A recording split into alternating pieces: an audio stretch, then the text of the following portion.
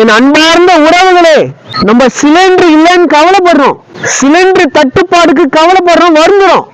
ஆனா என்னைக்காவது சிந்தித்து பார்த்திருக்கீங்களா?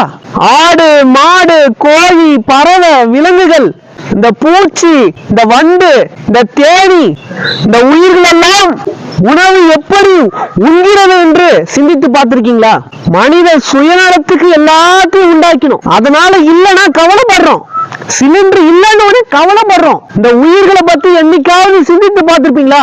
எல்லா உயிர்களுக்கும் இறைவன் உணவை படி அளப்பது போல எல்லா உயிர்களுக்கும் ஏன் உங்களுக்கு உணவை இறைவன் படி அளக்க மாட்டான்? இந்த இயற்கை அன்னை எல்லா உயிர்களுக்கும் உணவை வாரி வழங்குவது போல ஏன் உங்களுக்கு உணவை வழங்க மாட்டாளா?